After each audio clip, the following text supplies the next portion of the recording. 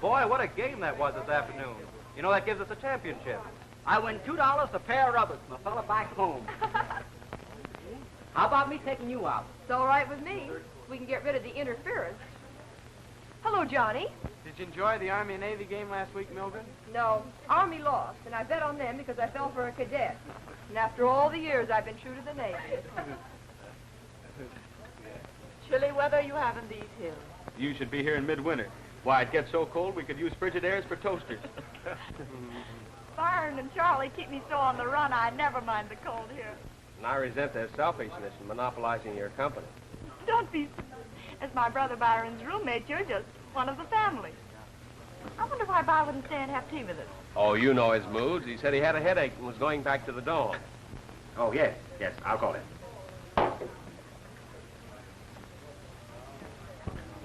You're wanted on the telephone, Ken, long distance. Thanks, sir. Pardon me. I'm sure you'll find Professor Bostwick much better company. I'm afraid Kenneth is given to gross exaggeration. Lemon, Professor? Yes, please. Why, Dad, where are you? I came over here to Barrington on business. If you can drive over for me tonight, I'll spend the weekend with you. All right, I'll meet you at the hotel. Oh, and Dad, it's fall house party, you know, and I've got a girl here. Yeah, Byron's sister. You mind if I bring her along? Okay, we'll meet you later. Paula's over in Barrington. That's a 2-hour ride from here. Would you like to ride over with me, or would you rather stay here for the dance? Oh, the ride, by all means. There'll be a full moon tonight, and it'll be beautiful. Can Miss Case come along? Why, certainly, if you like riding over rough country roads. I don't. Don't worry. I'd rather trust Jean alone than leave an easy chair for a bumpy automobile seat. I think we'd better start back to the inn. It's getting late. I'm sorry you must leave. Your presence at my bachelor quarters has been a genuine treat. Tell Byron I shall expect you all tomorrow afternoon. That's very good of you, Professor. I'll tell them.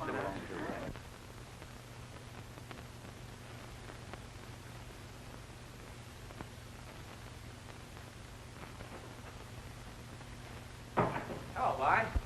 Headache any better? Oh, no. Not much. If it wasn't for Jean and that party tonight, I'd go right to bed. Well, don't worry about Jean. I just dropped her Miss Case at the inn. She's going to drive over to Barrington with me after that. That means the straight-laced Miss Case is going to be left alone. She won't see me. I'm going to stay right here. What time are you going to leave? We just finished tea, so I thought we'd start now. Then we can have dinner with Dad later. Vi, you sure there isn't anything I can do for you? Positive. I just want to be alone. I've got some thinking to do. Thoughts that aren't very pleasant. They're certainly in the dumps. Well, take a hot drink and try to cheer up by the time we get back.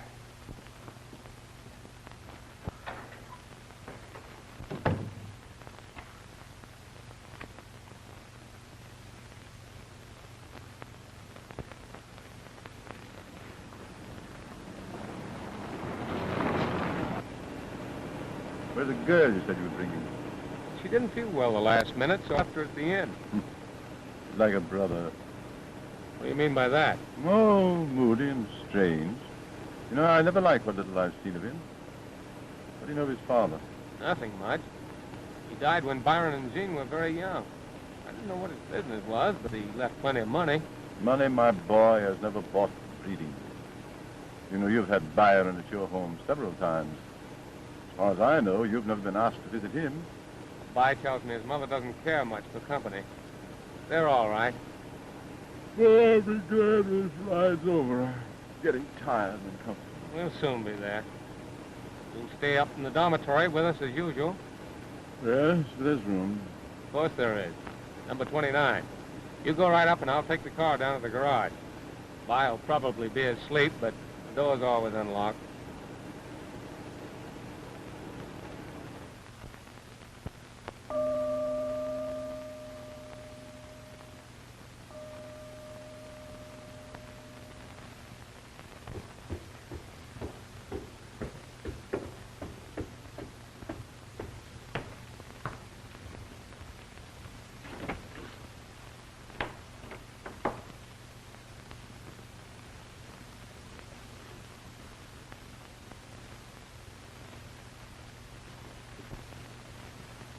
Dad?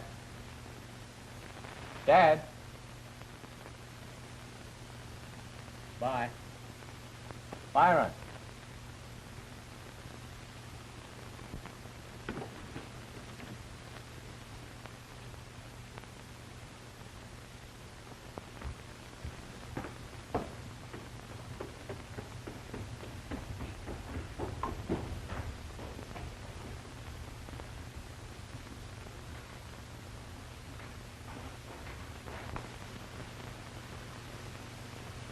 Charlie.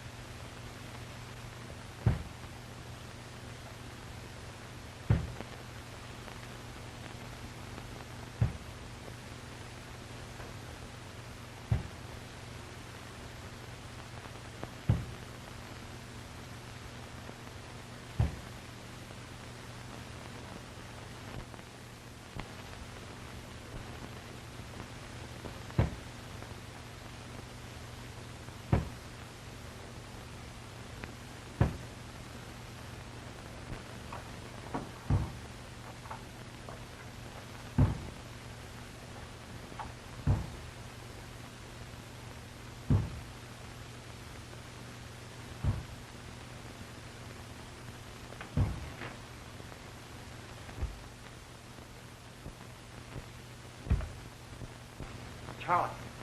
Charlie. Charlie. What's the matter? Byron's killed himself. Killed? What do you mean? How?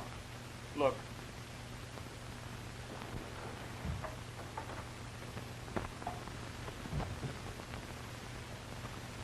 When did you discover him? Just a minute ago. I couldn't get in my room last night, so I stayed here. We'd better get the doctor. No, wait. He may still be alive. We'd better get him back into his room. But if the door's locked, how can we get in? Oh, I know. I'll climb up the ivy. You go up and wait outside the door. I'll be there in a minute.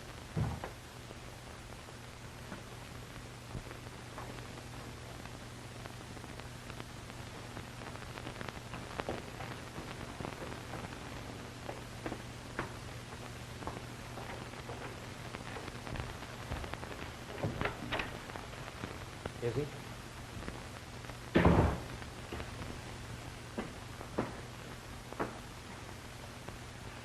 Charlie, you think you can pull him up alone? Sure, you go phone Dr. Howell. I'll handle this.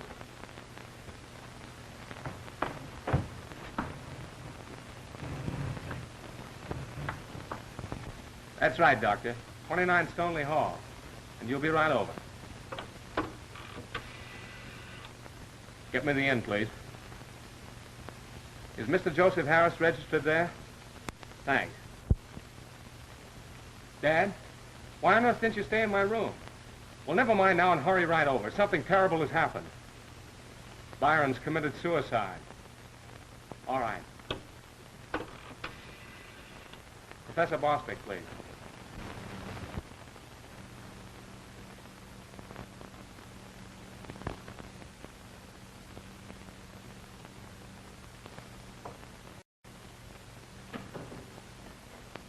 Did you get the doctor? Paul and Bossy, too. They're on the way over. How about my sister, Jean? I didn't call her. I think it's best to wait until the doctor's examined it. Why do you think By would do such a thing? As far as I know, he had no reason to take his life. Maybe he had reasons you know nothing about. What do you mean? Oh, nothing, I guess. This is most tragic, Professor. Yes, Dr. Howell. I can hardly believe what Kenneth told me. Come in. Where's young Coates, Ken?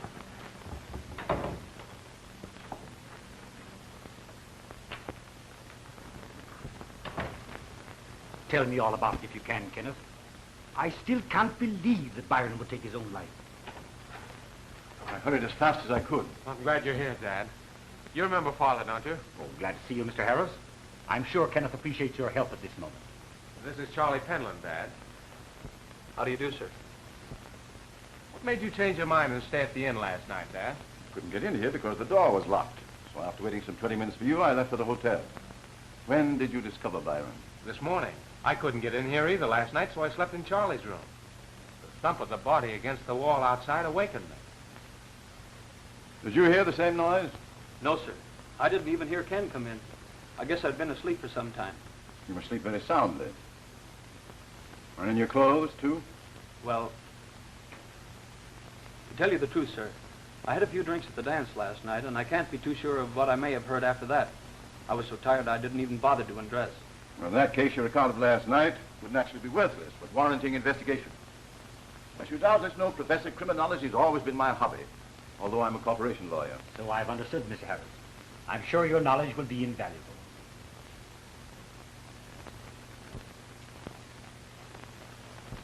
Is that the rope by which Byron was hanging? Yes, sir. It was tied in a slip knot. I loosened it. Strangulation by hanging is a very nasty death for one to choose, particularly where the rope is heavy and rough as this. What are you getting at, Mr. Harris? The heavier the rope, the more difficult it is for the knot to slip. Sometimes it doesn't slip at all. However, it certainly worked in poor Byron's case. And now it's up to us to discover why he chose to hang himself. Gentlemen, Byron Coates did not hang himself. He was dead before the rope was tied about his neck.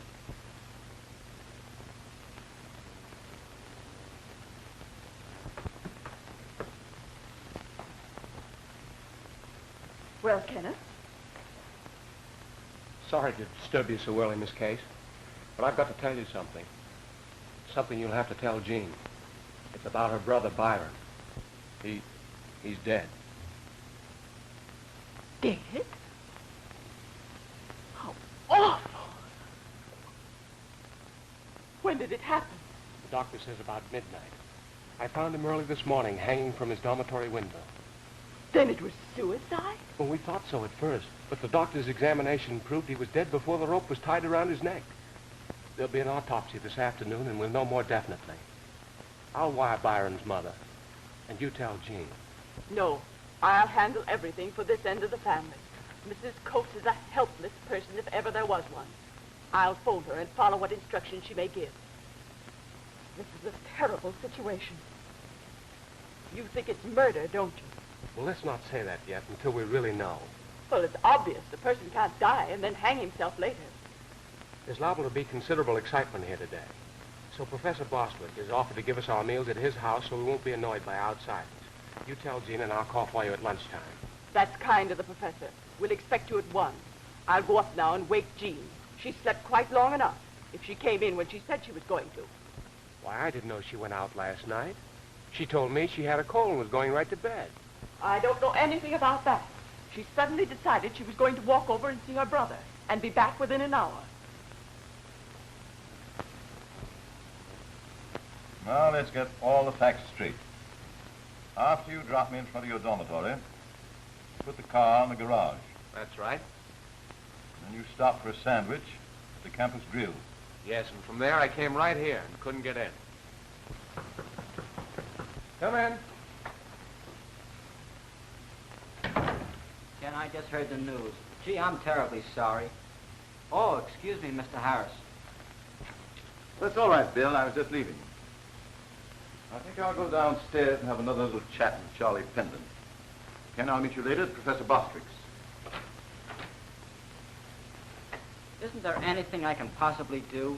Poor old By. He was a swell fellow. Yeah, he certainly was, Bill. Swell roommate, too. I can hardly realize it. Why, I only saw By and spoke to him at 11 o'clock last night. You did? Where? Why, right here. I leaned out my window and asked him to go eat with me. He leaned out and said he was half undressed and was going to bed.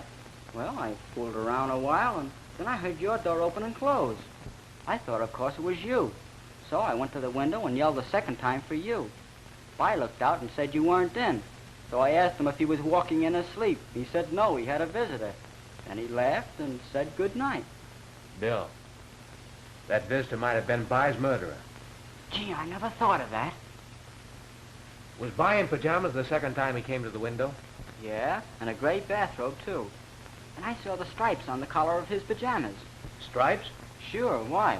Well, he had on plain blue ones when I found him this morning.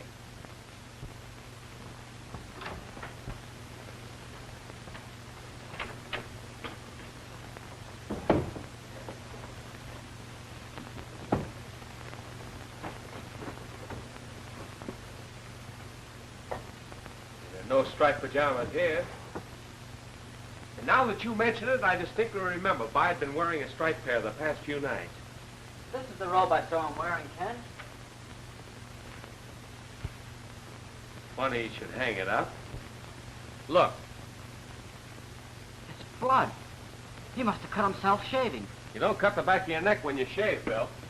Listen, come tell your story to my dad before the local police get in and gum up everything.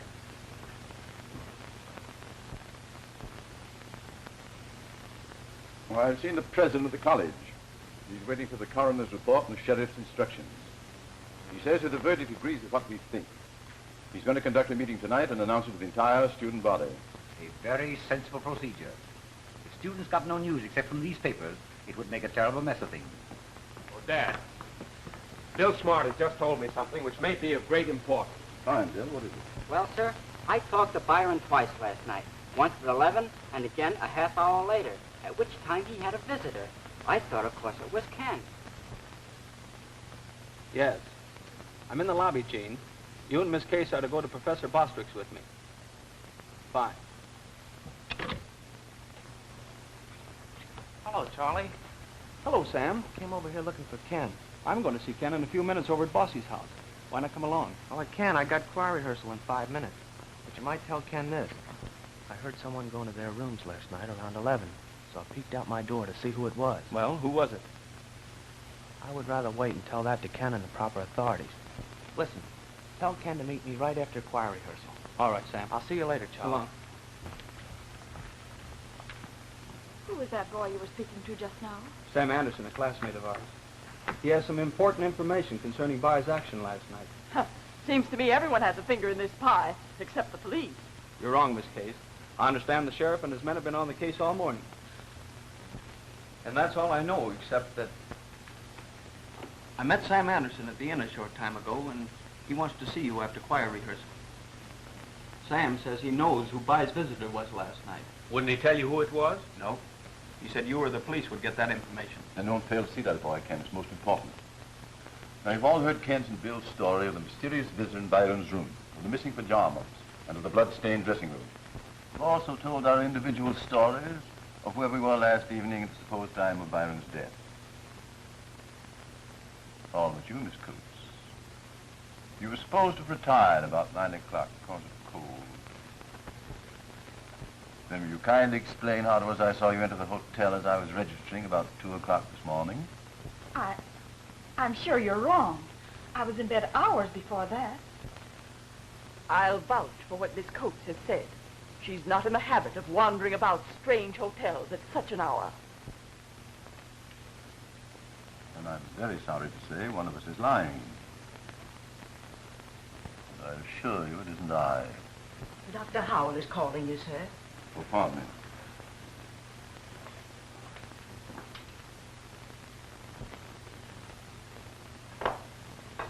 Hello? Harry speaking.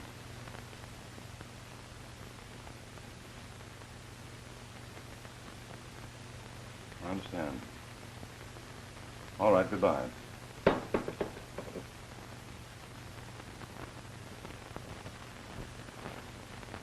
The autopsy has just been completed. Byron was killed by a small, sharp instrument piercing the brain just under the back of the skull. They're now removing that instrument.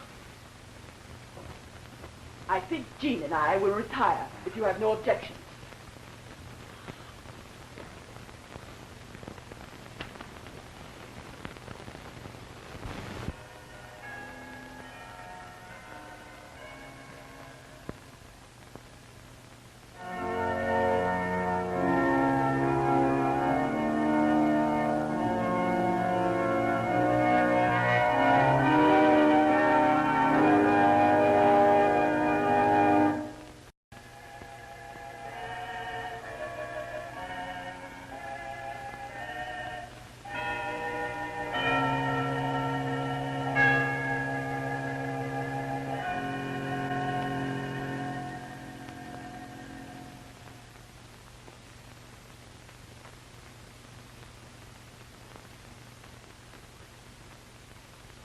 Men and women of the college.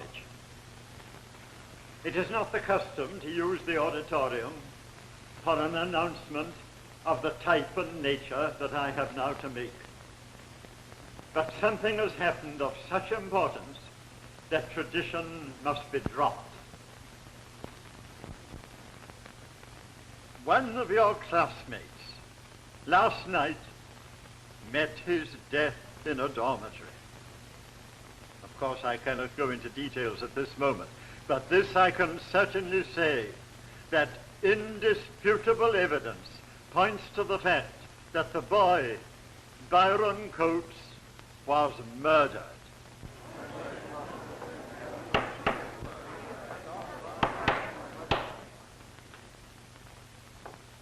Murder is a terrible thing, particularly terrible when it is found in a college where youth and the highest ideals are supposed to prevail. This tragedy will naturally attract unwelcome publicity to the college. But Cornwall, I can certainly say, will hide nothing. And I request that each and any of you will come forward and tell the proper authorities all that you know relevant to this case. Mr. President,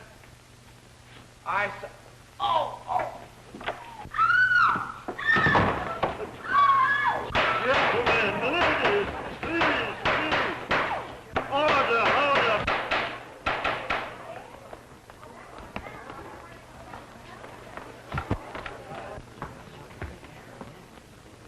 You realize who that is? It's Sam Anderson, the fellow who was going to tell us about Byron's visitor last night. Well, this boy's been murdered so that he couldn't talk. Some of you boys lift him up and carry him into that side room. grab a side. Okay.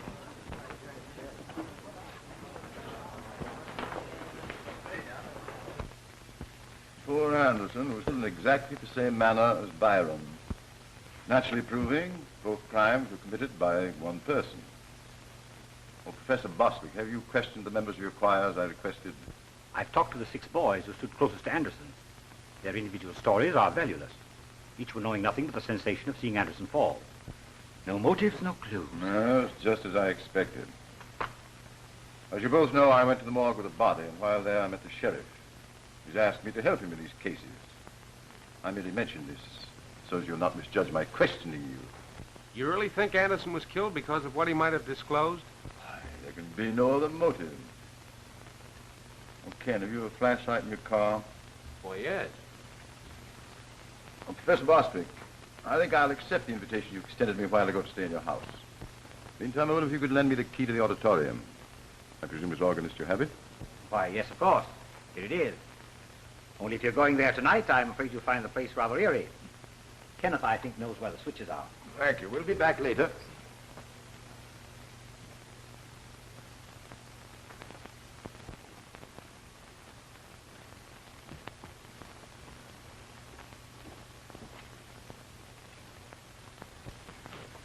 Is there a way for me to get into the back of the organ? Yes, there's an entrance from either side of the pipe. Dad, don't you want me to go with you? No, I'd rather you wouldn't. I have a theory I think I can work out better alone. Now, you go back to your room, and I'll be there in a few minutes. Then you can drive me back to Professor Bostwick's.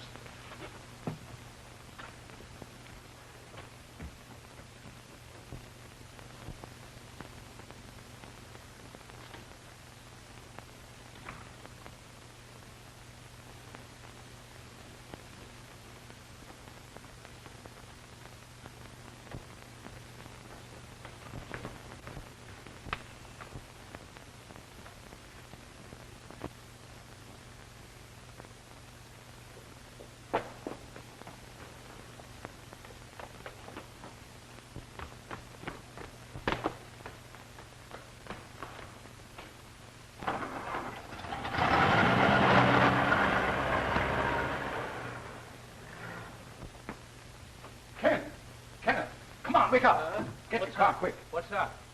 Did you go in the organ? I did, and in the shadow, I saw the man I think we want. Come on, quickly, follow him. We head for the first town north.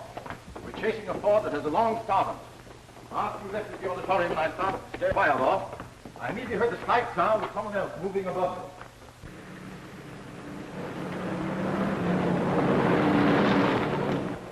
We've lost the trail. Well, what do we do now? Well, we go back to the auditorium, and this time you're going in with me. Okay.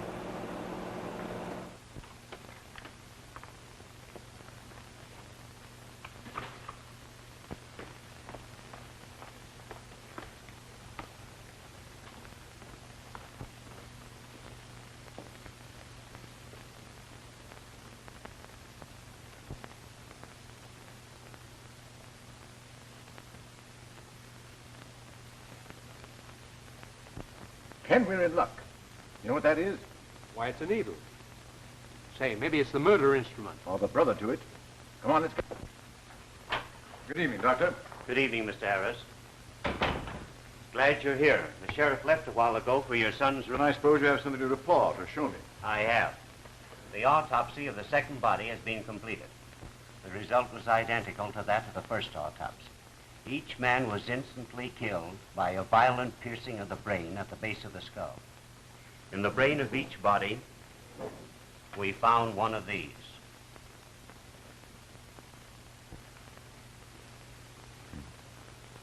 No, they're exactly alike.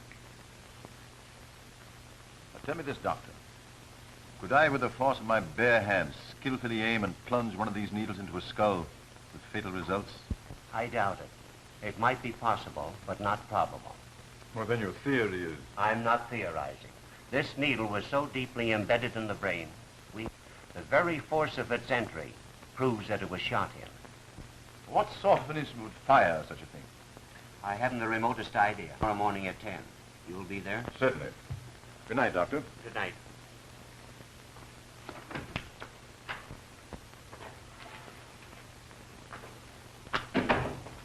Hello, Mr. Harris. How are you, Sheriff? This is Ab Barker, my deputy. How do you do, sir? How do you do? I understand the college has retained you to take charge of the investigation of the two murders. Only unofficially. And nothing's been said about second death. Well, that's a small matter. Solve one and you solve the other. Oh, I'm not so sure about that. I don't understand you, Mr. Harris. I'm just a country sheriff with a hardware business as a sideline. I don't know much about the murder mysteries, except what I've seen in the movies. And I'm not ashamed to admit that me and my men are a little over our head in this thing. What do you mean, Sheriff? Well, I hope you won't be offended, Mr. Harris. But I suggested to the president of the college this afternoon that we call in several police detectives from the city. As the official representative of the county, that's naturally your privilege. Oh, now, hold on, Mr. Harris. The president said that you was a mighty clever man, and that for the time being, he preferred your methods to that of the city police. Now, Barker and me here are willing to help you. Of course, we're not the smartest sleuths in the world. Are we, Barker? Ain't never had a chance to find out up until now. No one around here does worse than break traffic laws. But it's a wise man who knows his own limitations. I don't aim to be no blundering backcountry sheriff, the kind they have in mystery stories. About all I can offer you is guns and manpower. Well, I know we're going to work together perfectly. I, too, have read detective stories. As a matter of fact, I've written several of them, but I've always sworn that I'd never be an amateur book detective. No, I never smoked opium or played the violin. I know no one connected with Scotland Yard and nothing about the French secret police. I've never owned a magnifying glass, and I've never worn rubber heels. Okay. Tell me, any suspects? Well, not at the moment. Have you? We have a couple of ideas. Well, Barker's right, but our theory concerns the second murder. Doc Howell says that those needles were fired into the brain by some sort of a gun. Now, no one ever heard any shots, did they? Now, go on. Well, compressed air shoots things, doesn't it? And when we think of compressed air, we've got to think about that organ, which is full of it. Now, I ain't mechanically minded, but it's possible that a certain contraption could be hooked to one of the pipes of that organ so that when a certain note on that organ was struck, it would release and shoot one of those needles. Who was at the keyboard of the organ? Why, Professor Boston, of course.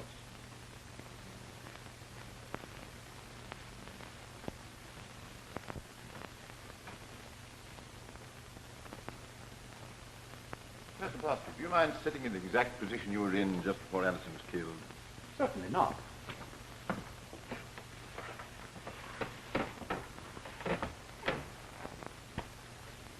You sure your hands weren't on the keyboard, nor your feet in the pedals? I'm positive. You see, I was preoccupied listening to the president's speech and staring at the music before me. Although I sat at the organ, I saw no more than they did. Well, thank you, Professor. Well, I'm afraid that eliminates the sheriff's theory. I understand completely. I wish I could be of more help to you. Come in, Kenneth.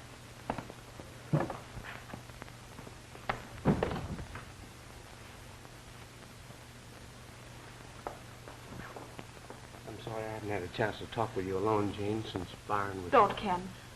I know how you feel. But I certainly had a friend in you. And so you did. I want you to let me help you. Not only for Byron's sake, but for your own. Oh, I know it's no time to talk about what I'd like to say. No, don't say it, Ken. No. But if it'll help any, I feel the same way. Here comes that case. Father will be here in a few moments. Huh? I knew it. More third degree. Oh, he'll be very important, of course, but not overbearing. Miss Peace and I have been making all sorts of wild guesses about poor By and that Anderson boy. You see, I wasn't there, and no one has really told me about anything that's happened yet. Why, weren't you there, Miss Case? I thought I saw you when I came in. Yes, I was. But I sat so far to the side I couldn't see a thing. I guess that's Father now. Miss Case? Jean, may I see you for a few minutes? Why, of course. Jean, I want you to talk to me about Byron, just though I never met the boy. Tell me about his habits, his friends, his home life.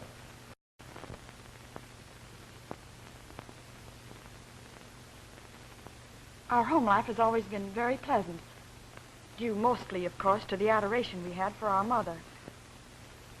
By and I were great companions. You see, Father died when we were awfully small. My only remembrance of him is of rubbing my cheek against someone with a face that's scratched. Have you any photographs of him? Several. Mother still keeps a huge album in the living room. It's a scrapbook habit from the stage, I guess. Oh. Was your mother an actress? She used to be, and a good one, too. She left the stage when Byron was born. But she was quite a famous concert singer abroad. In fact, it was in Paris that she met Father. At least that was where they were married. But have you any remembrance of living elsewhere than Boston? Oh, my, yes. We traveled extensively. Until 10 years ago, when Mother felt we should settle down. So she bought an old house in the most sedate part of Boston.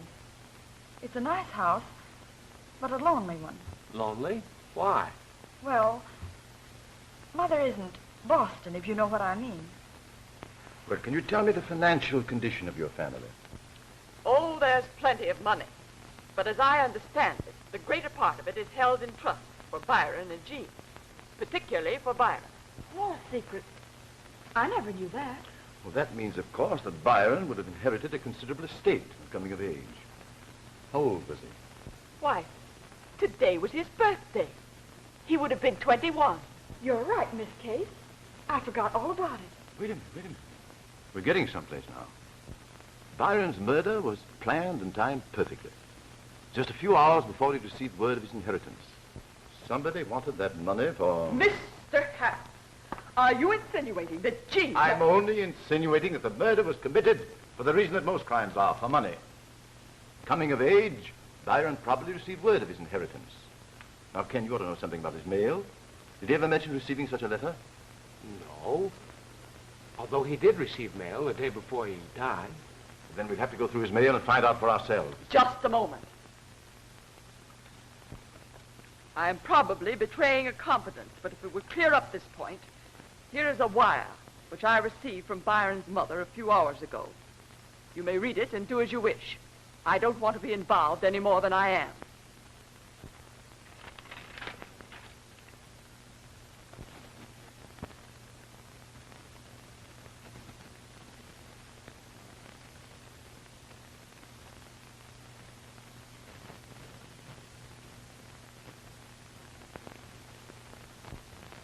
My dear, I'll thank you for this later. Come on, Ken, we're going to your room as fast as we can. Oh, but Dad, I want to talk to Jean. Later, come on, quick. I'll see you later, dear.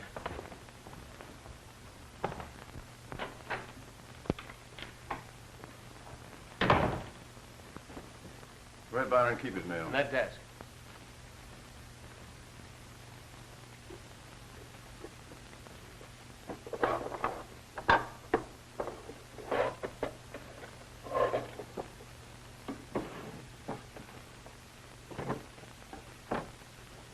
There's nothing here. Dad, someone's rifled this desk. Why, these drawers were filled with By's mail.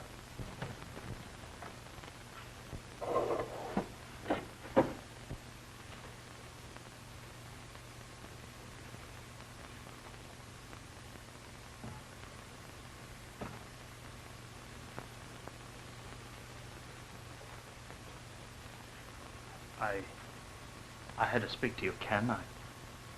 I wanted to tell you how sorry I was about Byron. I know he never liked me, but I liked him, and it's horrible to think that he's gone. Well, thanks for feeling that way, John. This is my father. Father, this is John Mesereau. How do you do, sir?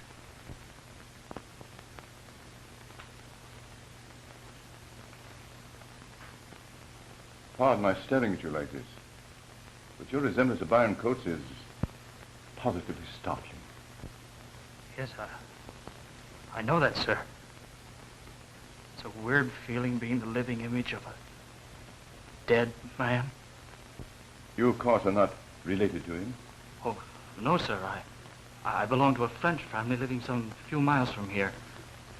If you'll pardon me, I shall say good night. I just wanted to extend my condolences. Well, thanks again, John. Ken, what do you know about that boy? Well, nothing much, Dad. He's in the junior class and the son of a Frenchman who runs a roadhouse near here. He's not generally liked, and Byron was particularly antagonistic toward him because of their resemblance.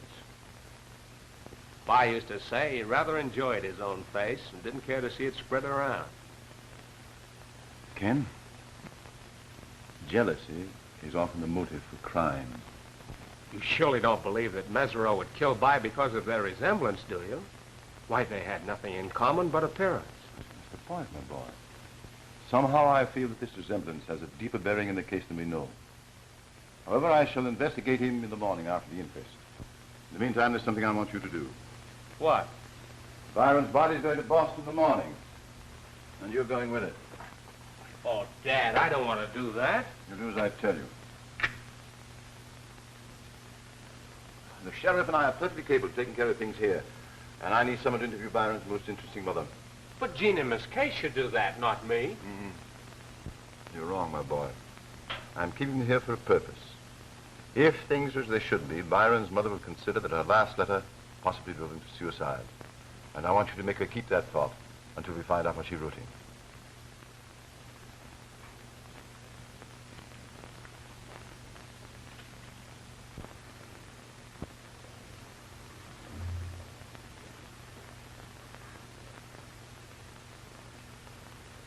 You're Kenneth Harris, aren't you?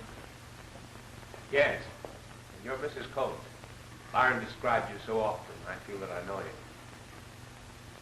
Poor Byron.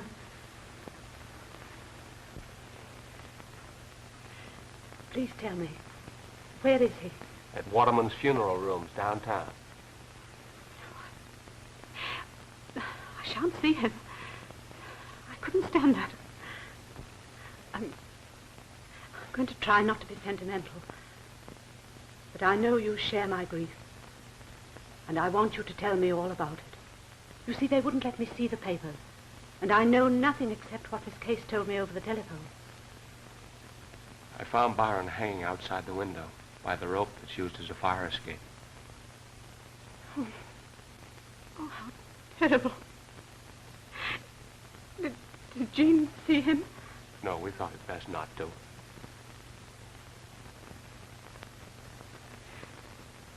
He was such a darling.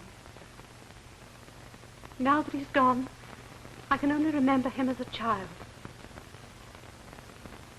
Will you bring me that album over there, please?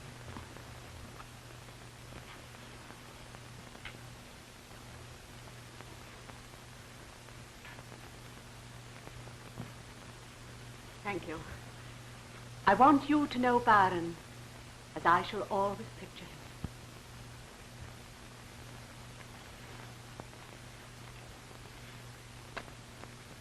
See, these were taken when he was 3 years old, full of life and play. Here he is, the day after his first haircut. The day he lost his baby curls and became a little man.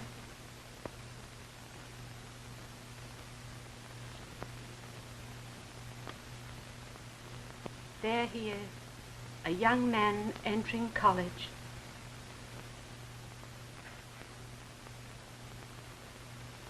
My boy. Your roommate. Oh, and to think that I've killed him. No, Mrs. Coates, you're not to blame at all. Oh, yes, I am. You don't know. You haven't any idea. But you're mistaken. I have. Then he showed you my last letter. His birthday letter. No. Should he have shown it to me? No. I should never have written it. But I thought he was a man now and could understand. And forgive. Mrs. Coates, I was very close to Byron. Perhaps if you told me what that letter contained, I'd know how it affected him. No, no. That letter's been destroyed now. I wired that it should be so. I've got to tell you something, Mrs. Coates. Miss Case tried to honor your telegram, but there was no letter to be found. The desk was broken into the night your wire arrived. Who took it? Tell me that. Who took it? We don't know, but we wish we did. Now, Mrs. Coates, please don't get upset. But Byron did not kill himself. He was murdered. And the murderer wanted your letter. My Byron murdered. No, no, no. Oh, now, Mrs. Coates, please. Please. Oh, no,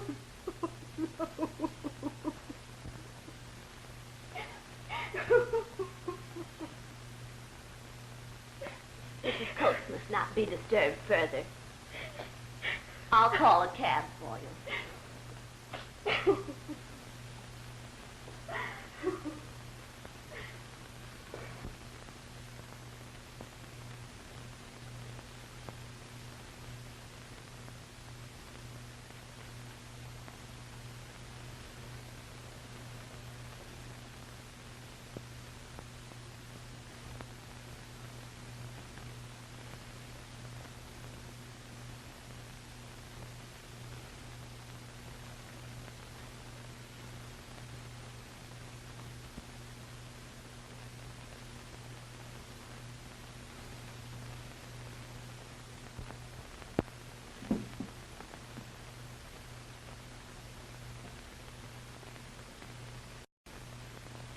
Sheriff, you did a clever bit of work in unearthing this contraption from the college grounds. Wasn't a bad bit of sleuthing, if I do say so myself. I also found out it belonged to Professor Brand. I had Barker tell him to come up here. Come in.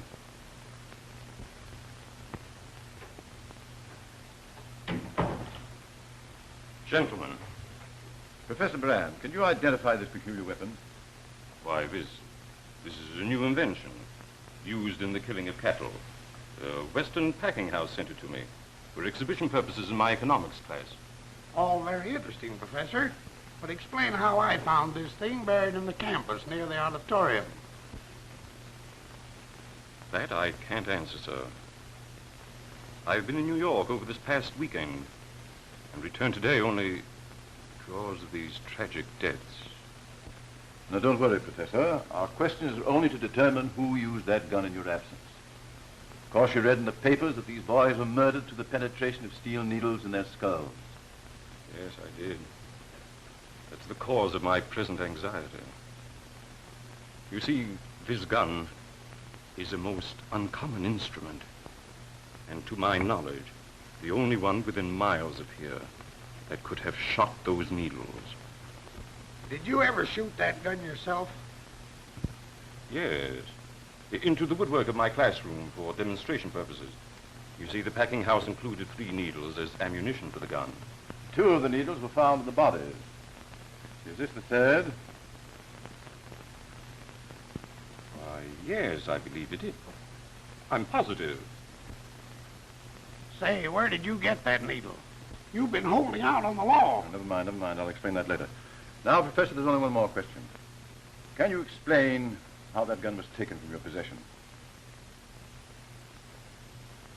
I can. Perhaps I made a serious mistake, but Byron Coates saw me demonstrate the gun in my economics class. After the lecture, he asked to borrow it over the weekend. Coates is a level-headed student. I granted his request with no other thought in mind than that he wanted it for further study. So Byron had the gun, eh? Pardon me, Professor. We'll have to keep the gun as material evidence. Naturally. Good day.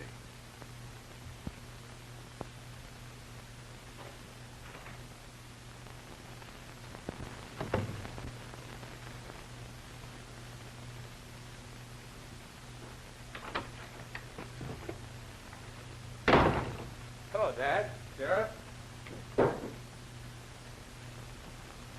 I just passed Professor Brand in the hallway. What was he doing here, Dad? He was identifying his murder weapon, which makes the first part of my case almost complete. Oh. Tell me about your trip to Boston. Well, there isn't very much to tell. The trip was a flop as far as getting information was concerned. What about that letter? I couldn't find out what was in that letter. But she did show me some very interesting photographs. It's unfortunate you couldn't learn the contents of that letter, which undoubtedly contains some very startling news, besides the inheritance facts. Whatever that news was, it probably instilled the thought of suicide in Byron's mind. Now, this unique and silent weapon was demonstrated while he was in this mood. He obtained it and kept it in his room till the night of his death, when he professed to have a headache in order to have privacy. He was interrupted by the arrival of an unknown visitor whom Sam Anderson claimed was here. Whoever this unknown visitor was, he both saw and used the opportunity to kill Byron with the very weapon that Byron himself produced. That's a right smart theory, but what about the second murder? Where does it come in? And why was Byron hanging outside his window? And where are the pajamas he wore? The second murder was a murder of necessity to cover the first. The hanging was an amateurish effort to proclaim the supposed suicide. The pajamas was removed because of bloodstains. Now, these are easy questions, my friend.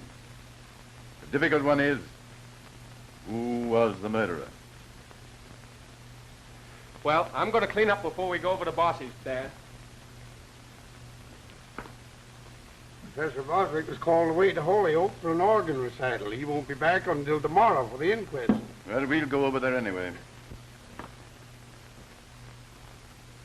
Why should we go to Bossy's if he won't be back till tomorrow?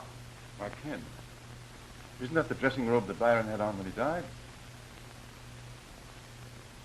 Gosh, I put it on without thinking. What the... Why, it's a letter to Byron from his mother.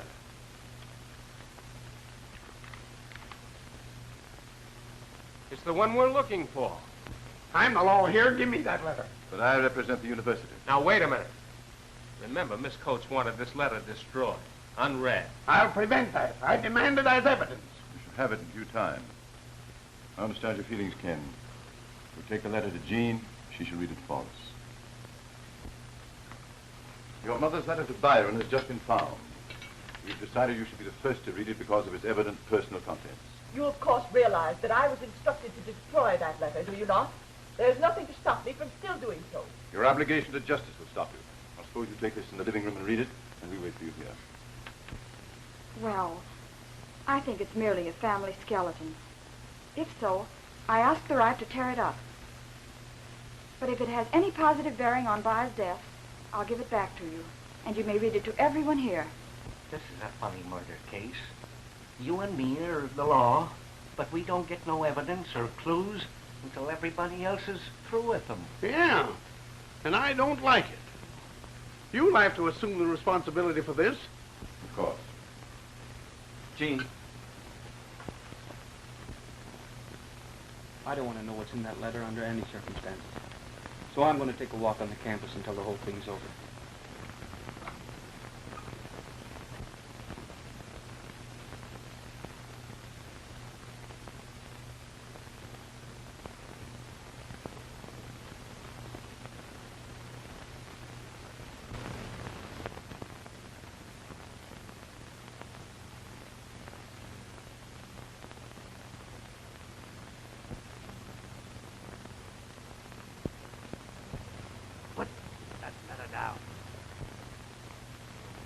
Don't turn around. Stand up. Face the wall.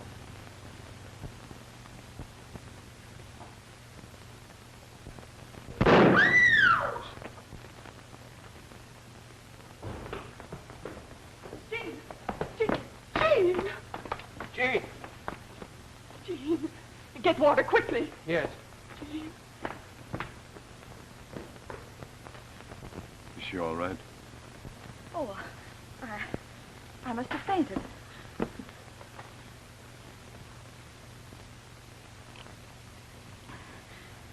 I'll be all right in a moment. Did you catch him? The sheriff and the deputy are after him. Did you see him at all? No, he came in to get the letter, but I think I fooled him. Now, Jean, tell us just what happened. I was sitting in this chair with my back toward the door as I started to read the letter. I'd read the first page when I thought I heard a faint noise behind me.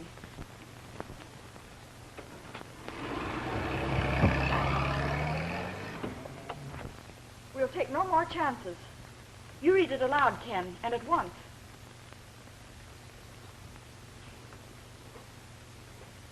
Dearest Byron, happy birthday. You are now 21, and that not only means that you are a man, but a wealthy one. In a Boston bank waiting for you is an inheritance from your father. Your share is over $500,000.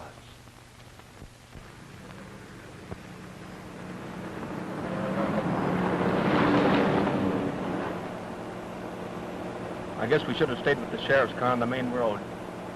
But I've got a hunch that this will lead us to something more than a pasture. This is the river road we're on, Charlie. You know, the one that leads to the old deserted roadhouse? We'll stop here. The place is just around the curve.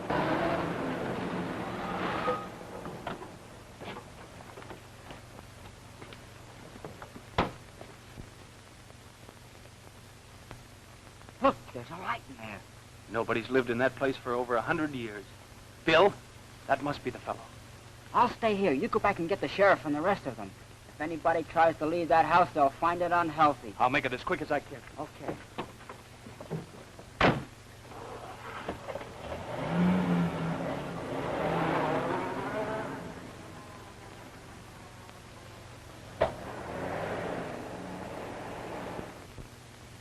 So now, Byron, you know for the first time that you have a half-brother, John Shaw. He would be a year older than you are now. And although I naturally haven't seen him since he was placed for adoption with a French family by the name of Mesereau 15 years ago, please understand, Byron, dear, that you and Jean have my complete love. I've forgotten John as I forgot Joe, his father, who deserted me many years ago when I learned my marriage to him had been faked and illegal. At the time that I married your father, he accepted and loved John to an extent that made him legally adopt him. Then, as you know, Father died soon after the birth of Jean in Paris. The reading of his will disclosed that he left John an equal third of the fortune you and Jean were to share. That is why I paid the Mesereau family to take John, hoping his identity would become lost and his share in the will forgotten. Poor Mother, making blunder after blunder in her effort to do right. Byron, you will help me rather than misunderstand, won't you? And you will still call me your ever-loving mother. Your mother always was most illogical. Showing favoritism towards children is a bad habit. As far as I could hear from the letter, she had no reason to be ashamed of your half-brother. To think that John Mesereau is By's brother after all, and how By disliked him. That letter completes the missing part of my theory, Ken. Young Mesereau was undoubtedly guilty of both crimes. In summer, he found out the contents of his stepfather's will and determined not only to have his share, but Byron's, and even possibly Jean's. But how could he have learned of the will, Mr. Harris? Well, it's very simple. Byron read the letter and blurted out the news to Mesro at his first opportunity. That opportunity being when Mesro came to see him the night he was killed. Got him. Who? We don't know who he is. The fellow we followed is in the old roadhouse on the river road. Come on. I'm going too. No, you mustn't, Jane. No, You're quite right, Kenneth. She's had enough excitement for one night. Yes, darling, you stay here.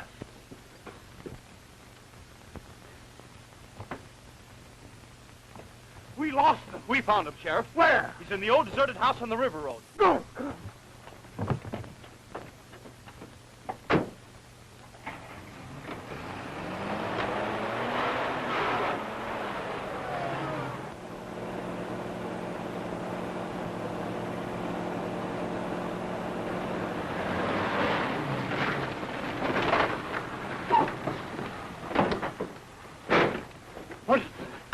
In that place is still there. He shot at me twice. I did a little exploring and I found his car. I ripped the battery out, then I tried to get in the house. That's when he shot at me. You think he was alone? Well, it's hard to say. There's one sure way to find out. Try going into the house. Let me have your flashlight.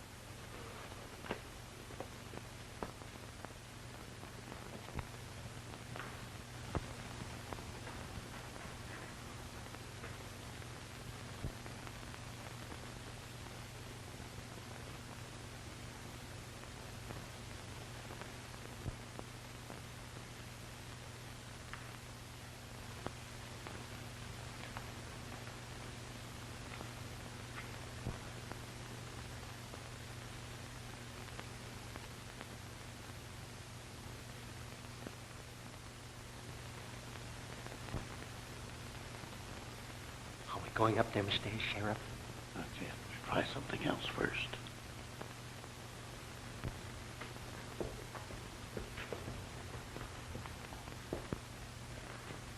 You up there. This is the law speaking. I'm giving you a final chance. We've got you surrounded. Better come down peacefully. Maybe this will convince you that we mean business.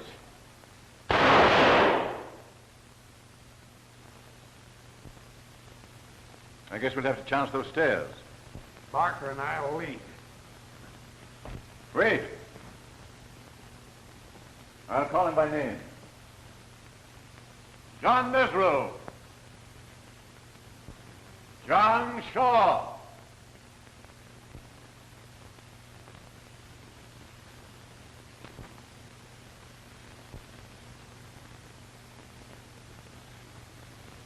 Throw your gun on the floor and raise your hands.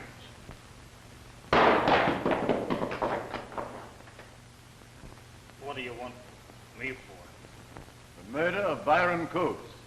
No. No, I didn't kill him. You can't accuse me of that. Then I arrest you for the murder of Sam Anderson. Yes. Yes, I did kill Anderson. I had to. But I didn't kill Byron. He was my brother. And who did it, Mesro? Tell me. No, don't shoot. I'll tell. It was...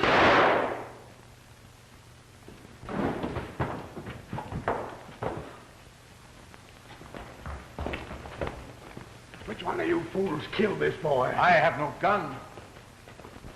Speak up. One of you shot him just as he was about to tell the name of Byron Coates' murderer. Break those guns open.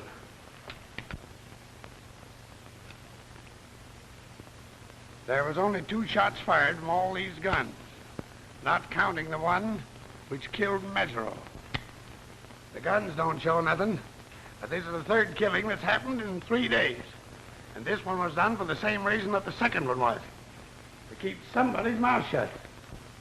Sheriff, John Mesro was not killed by anybody in this room. He was shot in the back by a bullet fired from up above. Come on, Barker. It's our turn to do the shooting.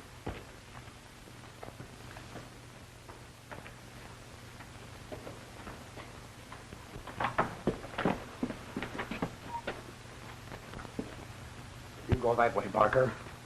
I'll go in here.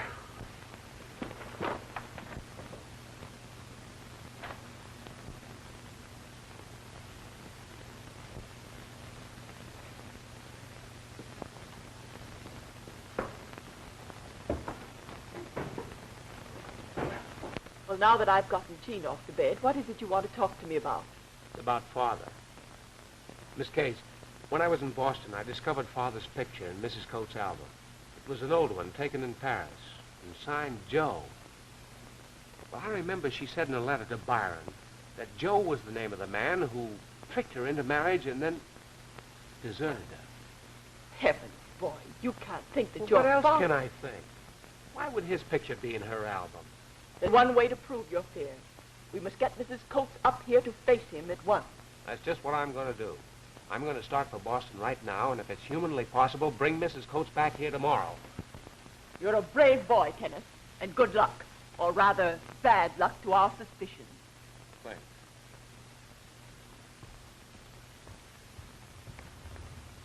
Ah, Miss Case, you're just the person I want to see. Come, Mr. Harris. More questioning. No, not exactly. I want you to send for Mrs. Coates immediately. What? Well, now that's a coincidence. Kenneth has just left for Boston to get her. Ah, fine. I believe she holds the key to the entire mystery. Good night.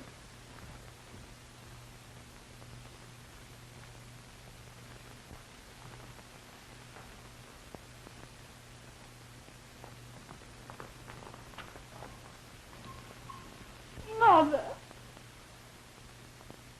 Why didn't you tell me you were coming? Oh, my dear girl, I should have been with you all through this. Oh.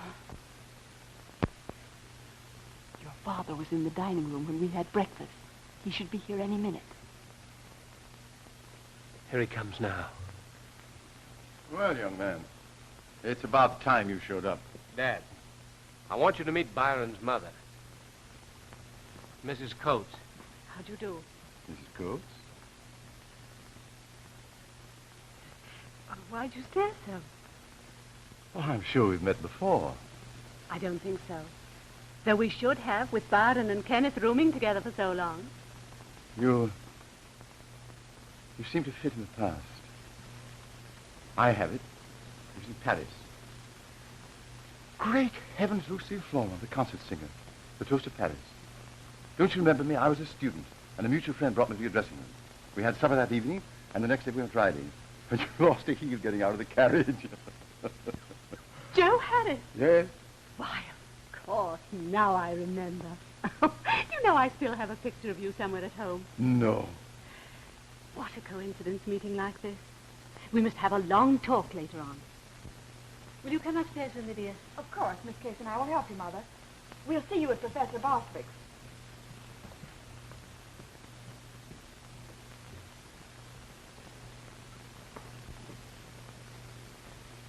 I certainly am sorry that I had to be away while all this excitement you were speaking of took place. Poor young Mesero. His is the third life so cruelly taken.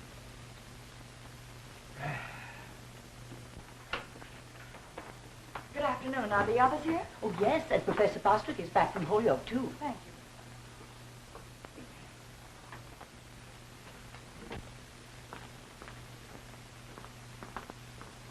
you. Mrs. Coates, I want you to meet...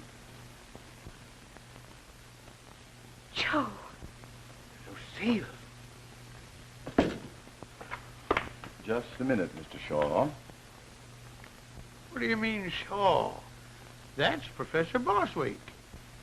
That man is John Mesereau's father, Joe Shaw. The man whom I thought I was married to. Sheriff, I demand you hold this man for the murder of Byron Coates and John Mesereau, and as accessory in the murder of Sam Anderson. You're darn tootin', I will. Why, I don't know what you're talking about. John Mesereau committed all the crimes you accuse me of. And why did you kill him? I'll tell you. You killed Byron Coates so that your own son could get his share of the inheritance. When Sam Anderson saw you leave the scene of the crime, and you forced John to murder him. Unfortunately for John, he was about to disclose your guilt. So he was the third victim. The murder of your own son killed the chances of your ever getting your hands on the Coates' inheritance. If John had lived, Jean would probably have been your next and last victim. Wait a minute.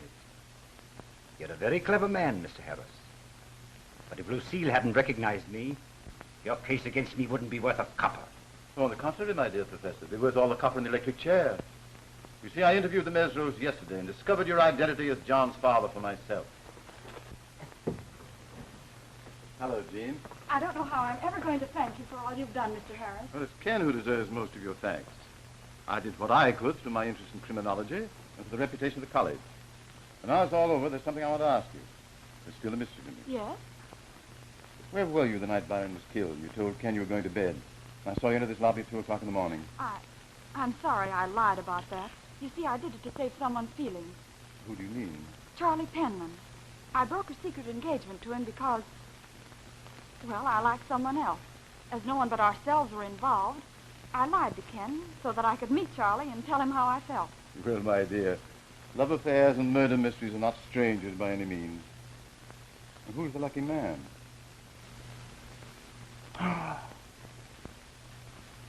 Here comes Ken.